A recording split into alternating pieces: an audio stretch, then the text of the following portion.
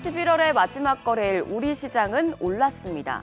한국은행 금융통화위원회가 어제 지금 수준의 기준금리를 유지한다고 밝히자 시장은 웃었습니다.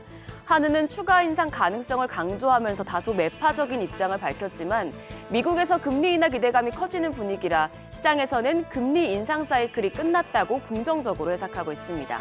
그래서 코스피가 0.61% 올라서 2,535선, 201선 돌파했고요. 코스닥도 1.12% 올라서 831선에 장을 마쳤습니다. 양 지수 모두 장 막판에 껑충 뛰었는데 MSCI 리밸런싱으로 외국인 매수세가 일시적으로 유입된 거라 이게 추세적 상승일지는 조금 지켜보셔야 될 것 같습니다. 유가증권 시장에서는 외국인과 기관 동반 매수 우위였습니다. 외국인 1,252억 원, 기관이 2,562억 원 순매수했고 개인만이 3,694억 원 팔자세를 보였습니다. 코스닥 시장에서는 외국인만 1,219억 원 순매수, 4거래일 연속 사자세였고 개인과 기관은 매도 우위 나타냈습니다. 시가총액 상위 종목에서는 일부 반도체와 2차전지 대표주들이 강했습니다. 삼성전자가 0.14% 올라 72,800원, LG에너지솔루션이 1.68% 올라 종가 45만 4,500원, SK하이닉스가 2.68% 상승해서 종가 13만 3,900원을 기록했습니다. 코스닥 시총 상위 종목에서도 에코프로비엠과 에코프로가 1%대, LNF가 4.5% 오르며 3거래일 연속 강세였고요. 셀트리온스케어가 4.49% 올라 종가 7만 4,500원, 반도체 장비업체인 HPSP가 8.16% 급등하며 4만 6,400원에 장을 마쳤습니다.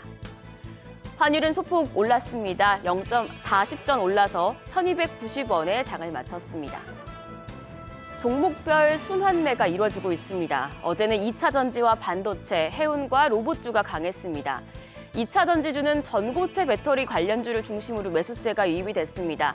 보시면 일단 LG에너지솔루션과 삼성 SDI 등에서 만들고 있는 배터리는 리튬이온 배터리고요. 배터리 안에 액체 전해질을 고체로 대체해서 성능을 개선한 게 전고체 배터리인데요.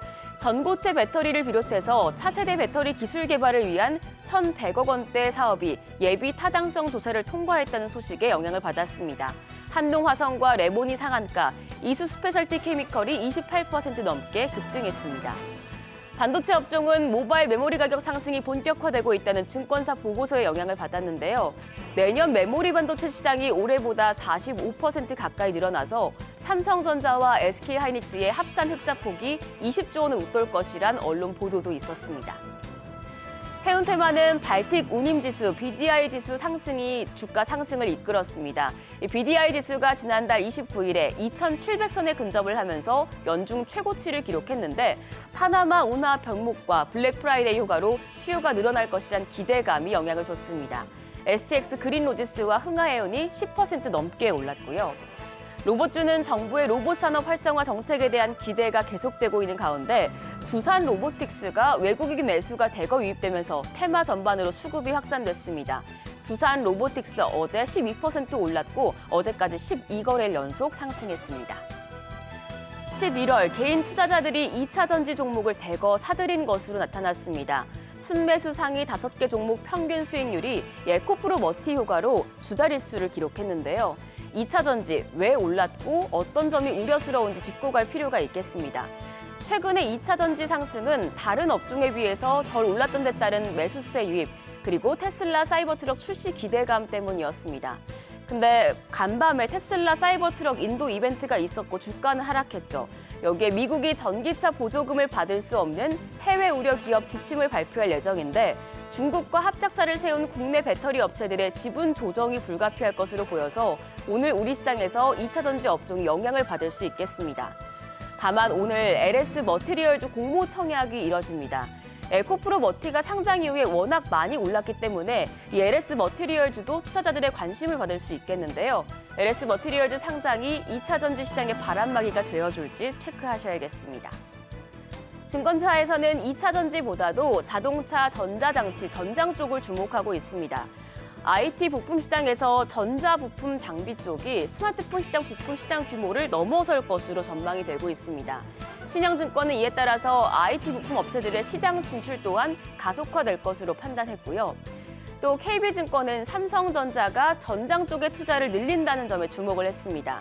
삼성의 투자를 주도하고 있는 미래사업기획단 신설 발표 이후에 바로 삼성전자의 자회사인 하마의 룬인수 소식이 발표됐었죠.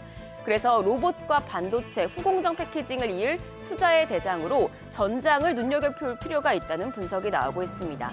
두 증권사 모두 삼성전기를 탑픽으로 꼽았습니다. 시장은 주말로 접어들면서 방향성을 찾아가고 있습니다. 글로벌 투자은행에서 코스피 내년에 2,700에서 2,830까지 갈 수 있다는 전망을 내놓았죠. 그러면 지금 수준에서 한 7에서 12%는 올라줘야 하는 건데요. 과연 12월에 기분 좋게 출발을 할 수 있을까요? 세 가지를 체크해 보셔야 합니다. 우선 기준금리는 동결이 되면서 금리 인상 사이클이 꺾였다는 해석이 나왔고, 간밤에 미국 연준의 금리 결정에 큰 영향을 미치는 PCE 물가 지수도 시장 예상치를 부합했습니다. 그리고 남은 게 이제 11월 수출입 지표입니다. 반도체 수출이 16개월 만에 플러스 반전할 가능성이 높습니다. 반도체 주도 수출 개선이 뚜렷해지고 있다면 코스피 반등에 힘을 실어줄 수 있겠죠.